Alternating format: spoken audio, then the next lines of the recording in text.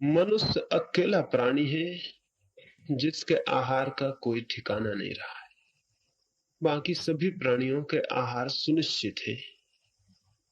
उनकी मूल प्रवृत्ति, उनकी प्रकृति निर्धारित करती है कि वे क्या खाएं और क्या ना खाएं, और कितना खाएं और कितना ना खाएं, और कब खाएं और कब खाने से रुक जाएं। लेकिन मनुष्य बिल्कुल ही इनडिटर्मिनेट है, वो बिल्कुल अनिश्चित है। न तो उसकी प्रकृति कुछ कहती है कि वो क्या खाए, न उसका बोध कहता है कि वो कितना खाए, न उसकी समझ कोई निर्धारण करती है कि वो कब रुक जाए। ये कोई भी बातें मनुष्य की सब निर्धारित न होने से मनुष्य का जीवन बहुत अनिश्चित दिशाओं में प्रवृत्त हुआ है। लेकिन थोड़ी भी समझ हो, थोड़ी भी बुद्धिपूर्वक, थोड़े भी विचार से, थोड़े भी आंख खोल के आदमी जीना शुरू करे तो आहार को सम्यक कर लेना जरा भी कठिन नहीं है, अत्यंत आसान बात है। उससे ज्यादा आसान कोई बात नहीं हो सकती। सम्यक आहार को दो तीन टुकड़ों में बांट के समझ लेना चाहिए। पहली तो बात, मनुष्य क्या खाए क्या ना खाए। शरीर तो रासायनिक तत्वों से निर्मित होता है। शरीर की सारी प्रक्रिया तो अत्यंत रासायनिक, अत्यंत केमिकल है। अगर एक आदमी के भीतर शराब डाल दी जाए तो शरीर उस रसायन के प्रति प्रवृत्त होगा, नशे से, मूर्छा से भर जाए। फिर चाहे वो व्यक्ति कितना ही स्वस्थ, कितना ही शांत क्यों ना हो, नशे की रासायनिकता उसके शरीर पर परिणाम लाएगी।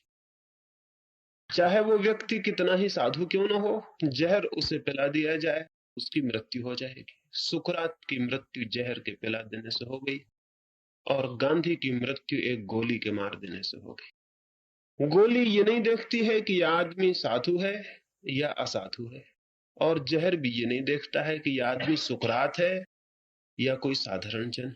ना ही नशे ये देखते हैं, ना भोजन ये देखता है कि आप कौन हैं और क्या हैं। उसके तो सीधे सूत्र हैं, वो शरीर की केमिस्ट्री में, शरीर की रसायन में जाके काम करना शुरू कर देते। ऐसा कोई भी भोजन जो मादक है, मनुष्य की चेतना में बाधा डालना शुरू करता है। ऐसा कोई भी भोजन जो उत्तेजक है, मनुष्य की चेतना को नुकसान पहुंचाना शुरू करता है। ऐसा कोई भी भोजन जो मनुष्य को किसी भी तरह की मूर्छा में, उत्तेजना में, किसी भी तरह की तीव्रता में, किसी भी तरह के विक्षेप में ले जाता हो, वो सभी नुकसान करता है। और उस सब का अंतिम नुकसान और गहरे से गहरा नुकसान नाभि केंद्र पर पहुंचना शुरू हो जाता है। ये शायद आपको ख्याल ना हो, सारी दुनिया में नेचुरोपैथी या नैसर्गिक उपचार मिट्टी की पट्टियों का, शाकाहारी भोजन का, हल्के भोजन का, पानी की पट्टियों का, टब बाथ का प्रयोग करते हैं। लेकिन किसी भी नेचुरोपैथ को भी ये ख्याल में नहीं बात आई है कि पानी की पट्टियों का, मिट्टी की पट्टियों का या टब बाथ का जो भी परिणाम होता है, वो पानी का उतना नहीं है, न मिट्टी का उतना है, बल्कि नाभि केंद्र के ऊपर उनका जो परिणाम होता है उसके कारण वो सारे प्रभाव पड़ते हैं। वो प्रभाव न तो मिट्टी के हैं उतने, न पानी के हैं, न टब बाथ के हैं, लेकिन ये सारी चीजें नाभि केंद्र की छिपी हुई ऊर्जा को जिस भांति प्रभावित करती हैं, और वो यदि जागृत हो जाए तो मनुष्य के जीवन में स्वास्थ्य का अवतरण शुरू हो जाता है। लेकिन अभी नेचुरोपैथी को इसका कोई ख्याल नहीं है। वे सोचते हैं कि शायद मिट्टी की पट्टी चढ़ाने से ये फायदा हो रहा है, पानी में बिठाने से ये फायदा हो रहा है, पेट पर कपड़े की गीली पट्टी लगाने से ये फायदा हो रहा है। इसके फायदे हैं, लेकिन मौलिक फायदा तो नाभि केंद्र के सुप्त केंद्रों के जागरण से शुरू होता है। ये जो नाभि केंद्र है, इसके ऊपर अगर अनाचार किया जाए, इस नाभि केंद्र के ऊपर अगर गलत आहार, गलत भोजन किया जाए, तो वो धीरे धीरे केंद्र सुप्त होता है और उसकी ऊर्जा क्षीण होती है। वो धीरे धीरे केंद्र सोता है, अंततः वो करीब करीब सो जाता है, उसका हमें कोई पता ही नहीं चलता कि वो भी कोई केंद्र। हमें फिर दो ही केंद्रों का पता चलता रहता है, एक तो मस्तिष्क में जहां विचार दौड़ते रहते हैं, और एक थोड़े हृदय में जहां भावनाएं दौड़ती रहती हैं। उसके नीचे हमारे कोई संबंध नहीं रह जाते। जितना हल्का आहार होगा, जितना कम बोझिल आहार होगा, शरीर के ऊपर जो बोझ न लाता हो, उतना ही कीमती और अर्थपूर्ण आपकी अंतर यात्रा प्रारंभ होगी। तो सम्यक आहार का पहला तो ध्यान रखना यह है कि वो उत्तेजक ना हो, मादक ना हो, वो भारी ना हो। ठीक भोजन के बाद आपको बोझिलता और भारीपन अनुभव नहीं होना चाहिए, लेकिन शायद भोजन के बाद हम सभी को भारीपन और बोझिलता अनुभव होती है। तो हम गलत भोजन कर रहे हैं, ये हमें जान लेना चाहिए। एक बहुत बड़े डॉक्टर ने, केनेथ वाकर ने, अपनी आत्मकथा में लिखा है कि मैं अपने जीवन भर के अनुभव से ये कहता हूं कि लोग जो भोजन करते हैं उनमें से आधे भोजन से उनका पेट भरता है और आधे भोजनों से हम डॉक्टरों का पेट भरता है। अगर वे आधा भोजन करें तो वे बीमार ही नहीं पड़ेंगे और हम डॉक्टरों की कोई जरूरत नहीं रह जाएगी। कुछ लोग इसलिए बीमार रहते हैं कि उन्हें पूरा भोजन नहीं मिलता, और कुछ लोग इसलिए बीमार रहते हैं कि उन्हें ज्यादा भोजन मिल जाता। कुछ लोग भूख से मरते हैं, कुछ लोग भोजन से मरते हैं, और भोजन से मरने वालों की संख्या भूख से मरने वालों की संख्या से हमेशा ज्यादा रही। भूख से मरने वाले बहुत कम लोग हैं। एक आदमी भूखा भी रहना चाहे तो कम से कम 3 महीने तक उसके मरने की बहुत कम संभावना है। 3 महीने तक तो कोई भी आदमी भूखा रह सकता, लेकिन एक आदमी अगर 3 महीने तक अति भोजन करे तो कोई हालत में जिंदा नहीं रह सकता। लेकिन ऐसे ऐसे लोग हुए हैं कि जिनका ख्याल ही हमें हैरानी से भर दे। नीरो हुआ एक बहुत बड़ा बादशाह, उसने 2 डॉक्टर लगा रखे थे कि वो भोजन करने के बाद उसे वॉमिट करवा दें, उसे उल्टी करवा दें, ताकि दिन में वो कम से कम 15-20 बार भोजन करने का आनंद ले सके। तो वो खाना खाता, फिर दवा दे के उसे उल्टी करवा दी जाती ताकि वो फिर से भोजन का आनंद ले सके। हम भी क्या कर रहे हैं? उसने डॉक्टर घर रख छोड़े थे, वो बादशाह था, हमने पड़ोस में बसा रखे, हम बादशाह नहीं। वो रोज उल्टी करवा लेता था, हम 2-4 महीने में करवाते। लेकिन हम करवाते क्या? हम गलत खा के इकट्ठा कर लेते हैं, फिर डॉक्टर उसको साफ करता है, फिर हम गलत खाना शुरू कर देते। वो होशियार आदमी था, उसने रोज ही व्यवस्था कर ली थी, हम 2-3 महीने में करते। अगर हम भी बादशाह होते तो हम भी ऐसे ही करते। हमारी मजबूरी है, हमारे पास इतनी सुविधा नहीं है तो हम इतना नहीं कर पाते। नीरो पे हमें हंसी आती है, लेकिन हम सब छोटी मोटी मात्रा में नीरो से भिन्न नहीं है। ये जो हमारी असम्यक दृष्टि है भोजन के प्रति, ये भारी पड़ती चली जा रही है, ये बहुत महंगी पड़ती चली जा रही है, और ये उस जगह हमको पहुंचा दी है जहां की हम किसी तरह जिंदा हैं। भोजन हमारा हमें स्वास्थ्य लाता हुआ नहीं मालूम पड़ता, बल्कि भोजन बीमारी लाता हुआ मालूम पड़ता। और जब भोजन बीमारी लाने लगे तो आश्चर्य की घटना शुरू हो गई। ये वैसे ही है कि सूरज सुबह निकले और अंधकार हो जाए। ये उतनी ही आकस्मिक और आश्चर्यजनक घटना है। लेकिन दुनिया के सारे चिकित्सकों का मत यह है कि आदमी की अधिकतम बीमारियां उसके गलत भोजन की बीमारियां। पहली बात, प्रत्येक व्यक्ति को इस संबंध में बहुत बोध और होश से चलना चाहिए। साधक के लिए मैं कह रहा हूं, ये साधक को यह ध्यान में रखना जरूरी है कि वो क्या खाता है, कितना खाता है, और उसके परिणाम उसके शरीर पर क्या है। और अगर एक आदमी 2-4 महीने ध्यान पूर्वक प्रयोग करे तो वो अपने योग, अपने शरीर को समता और शांति और स्वास्थ्य देने वाले भोजन की तलाश जरूर कर लेगा। इसमें कोई कठिनाई नहीं है। लेकिन हम ध्यान ही नहीं देते हैं, इसलिए हम कभी तलाश ही नहीं कर पाते, हम कभी खोज ही नहीं पाते।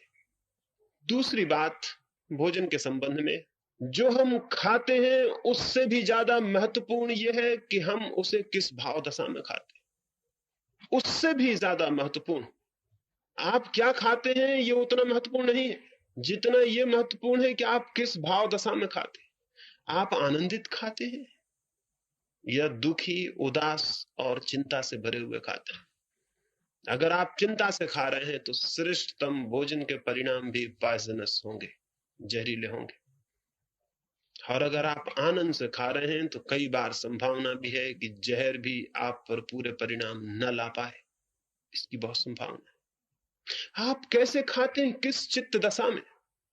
रूस में एक बहुत बड़ा मनोवैज्ञानिक था पीछे, पावलोव। उसने जानवरों पर कुछ प्रयोग किए और वो इस नतीजे पे पहुंचा जो बड़े हैरानी का है। वो कुछ कुत्तों पे प्रयोग कर रहा था, कुछ बिल्लियों पे प्रयोग कर रहा था। उसने एक बिल्ली को भोजन दिया और सामने उसके एक्सरे मशीन लगा रखी थी जिससे वो देख रहा था कि उस बिल्ली के पेट में क्या हो रहा है भोजन के बाद। भोजन पेट में गया और भोजन के जाते ही पेट ने उस भोजन को पचाने वाले रस छोड़े, तभी एक कुत्ते को भी खिड़की के भीतर ले आया गया। कुत्ता भौंका, बिल्ली देख के डर गई और एक्सरे की मशीन ने बताया कि उसके रस भीतर छूटने बंद हो गए, पेट बंद हो गया, सिकुड़ गया फिर कुत्ते को बाहर निकाल दिया गया, लेकिन 6 घंटे तक पेट उसी हालत में पड़ा रहा। फिर भोजन के पचाने की क्रिया शुरू नहीं हुई, और 6 घंटे में भोजन सब शांत हो गया। और 6 घंटे के बाद जब रस छूटने शुरू हुए तो वो भोजन सब ठंडा हो चुका था। उस भोजन को पचाना कठिन हो गया। बिल्ली के मन में चिंता पकड़ गई कुत्ते की मौजूदगी, और पेट ने अपना काम बंद कर दिया। हमारी हालत क्या होगी? हम तो चिंता में ही 24 घंटे जीते। तो हम जो भोजन करते होंगे वो कैसे पच जाता है, ये मिरेकल है, ये बिल्कुल चमत्कार। ये भगवान कैसे करता है, हमारे बावजूद करता है। हमारी कोई इच्छा उसके पचने की नहीं है। ये कैसे पच जाता है, ये बिल्कुल आश्चर्य ही है। और हम कैसे जिंदा रह लेते हैं, ये भी एक आश्चर्य है। भाव दशा आनंदपूर्ण, प्रसादपूर्ण निश्चित ही होनी चाहिए। लेकिन हमारे घरों में हमारे भोजन की जो टेबल है या हमारा चौका जो है, वो सबसे ज्यादा विषादपूर्ण अवस्था में। पत्नी दिन भर प्रतीक्षा करती है कि पति कब घर खाने आ जाए। 24 घंटे का जो भी रोग और बीमारी इकट्ठी हो गई है, वो पति की थाली पर ही उसकी निकलती, और उसे पता नहीं कि वो दुश्मन का काम कर रही, उसे पता नहीं वो जहर डाल रही थाली। और पति भी घबराया हुआ, दिन भर की चिंता से भरा हुआ, थाली पर किसी तरह भोजन को पेट में डाल के हट जाता है। उसे पता नहीं कि एक अत्यंत प्रार्थनापूर्ण कृत्य था जो उसने इतनी जल्दी में किया है और भाग खड़ा हुआ है। ये कोई ऐसा कृत्य नहीं था कि जल्दी में किया जाए। ये उसी तरह किए जाने योग्य था जैसे कोई मंदिर में प्रवेश करता है, जैसे कोई प्रार्थना करने बैठता है, जैसे कोई वीणा बजाने बैठता है, जैसे कोई किसी को प्रेम करता है और उसे एक गीत सुनाता है। ये उससे भी ज्यादा महत्वपूर्ण था। वो शरीर के लिए भोजन पहुंचा रहा था। ये अत्यंत आनंद की भाव दशा में ही पहुंचाया जाना चाहिए। ये प्रेमपूर्ण और प्रार्थनापूर्ण कृत्य होना चाहिए। जितने आनंद की, जितनी निश्चिंत और जितनी उल्लास से भरी भाव दशा में कोई भोजन ले सकता है, उतना ही उसका भोजन सम्यक होता चला जाता है। हिंसक भोजन यही नहीं है कि कोई आदमी मांसाहार करता हो। हिंसक भोजन ये भी है कि कोई आदमी क्रोध से आहार करता हो। ये दोनों ही वायलेंट, ये दोनों ही हिंसक है। क्रोध से भोजन करते वक्त, दुख में, चिंता में भोजन करते वक्त भी आदमी हिंसक आहार ही कर रहा है, क्योंकि उसे इस बात का पता ही नहीं है कि वो जब किसी और का मांस लाके खा लेता है तब तो हिंसक होता ही है, लेकिन जब क्रोध और चिंता में उसका अपना मांस भीतर जलता हो, तब वो जो भोजन कर रहा है वो भी अहिंसक नहीं हो सकता है, वहां भी हिंसा मौजूद है। सम्यक आहार का दूसरा हिस्सा है कि आप अत्यंत शांत, अत्यंत आनंदपूर्ण अवस्था में भोजन करें, और अगर ऐसी अवस्था न मिल पाए तो उचित है कि थोड़ी देर भूखे रह जाएं। उस अवस्था की प्रतीक्षा करें। जब मन पूरा तैयार हो तभी भोजन पर उपस्थित होना जरूरी है। कितनी देर मन तैयार नहीं होगा? मन के तैयार होने का अगर ख्याल हो तो एक दिन मन भूखा रहेगा। कितनी देर भूखा रहेगा? मन को तैयार होना पड़ेगा। मन तैयार हो जाता है, लेकिन हमने कभी उसकी फिक्र नहीं की। हमने भोजन डाल लेने को बिल्कुल मैकेनिकल, एक यांत्रिक क्रिया बना रखी कि शरीर में भोजन डाल देना है और उठ जाना है। वो कोई साइकोलॉजिकल प्रोसेस, वो कोई मानसिक प्रक्रिया नहीं रही है। ये घातक बात है। शरीर के तल पर सम्यक आहार स्वास्थ्यपूर्ण हो, अनुत्तेजनापूर्ण हो, अहिंसक हो, और चित्त के आधार पर आनंदपूर्ण चित्त की दशा हो, प्रसादपूर्ण मन हो, प्रसन्न हो, और आत्मा के तल पर कृतज्ञता का बोध हो, धन्यवाद का भाव हो। ये तीन बातें भोजन को सम्यक बनाती हैं। मुझे भोजन उपलब्ध हुआ है, ये बहुत बड़ी धन्यता है। मुझे एक दिन और जीने को मिला है, ये बहुत बड़ा ग्रेटिट्यूड है। आज सुबह में फिर जीवित उठाया हूं, आज फिर सूरज ने रोशनी की है, आज फिर चांद मुझे देखने को मिलेगा, आज मैं फिर जीवित हूं। जरूरी नहीं था कि मैं आज जीवित होता, आज मैं कब्र में भी हो सकता था, लेकिन आज मुझे फिर जीवन मिला है। और मेरे द्वारा कुछ भी कमाई नहीं की गई जीवन पाने को, जीवन मुझे मुफ्त मिला है। इसके लिए कम से कम धन्यवाद का, मन में अनुग्रह का, ग्रेटिट्यूड का कोई भाव होना चाहिए। भोजन हम कर रहे हैं, पानी हम पी रहे हैं, श्वास हम ले रहे हैं, इस सब के प्रति अनुग्रह का बोध होना चाहिए। समस्त जीवन के प्रति, समस्त जगत के प्रति, समस्त सृष्टि के प्रति, समस्त प्रकृति के प्रति, परमात्मा के प्रति एक अनुग्रह का बोध होना चाहिए कि मुझे एक दिन और जीवन का मिला, मुझे एक दिन और भोजन मिला, मैंने एक दिन और सूरज देखा, मैंने आज और फूल खिले देखे, आज मैं और जीवित था। रविंद्रनाथ की मृत्यु आई, उसके 2 दिन पहले उन्होंने कहा कि हे परमात्मा, मैं कितना अनुग्रहित हूं, कैसे कहूं। तूने मुझे जीवन दिया जिसे जीवन पाने की कोई भी पात्रता ना थी।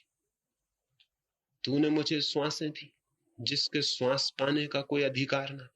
तूने मुझे सौंदर्य के आनंद के अनुभव दिए जिनके लिए मैंने कोई भी कमाई न की थी। तो मैं धन्य रहा हूं और तेरे बोझ से, अनुग्रह के बोझ से दब गया हूं। और अगर तेरे इस जीवन में मैंने कोई दुख पाया हो, कोई पीड़ा पाई हो, कोई चिंता पाई हो, तो वो मेरा कसूर रहा होगा। तेरा जीवन तो बहुत बहुत आनंदपूर्ण था, वो मेरी कोई भूल रही होगी। तो मैं नहीं कहता हूं तुझसे कि मुझे मुक्ति दे दे जीवन से। अगर तू मुझे फिर से योग्य समझे तो बार बार मुझे जीवन में भेज देना। तेरा जीवन अत्यंत आनंदपूर्ण था और मैं अनुग्रहित हूं। ये जो भाव है, ये जो कृतज्ञता का भाव है, वो समस्त जीवन के साथ संयुक्त होना चाहिए। आहार के साथ तो बहुत विशेष रूप से, तो ही आहार सम्यक हो पाता है।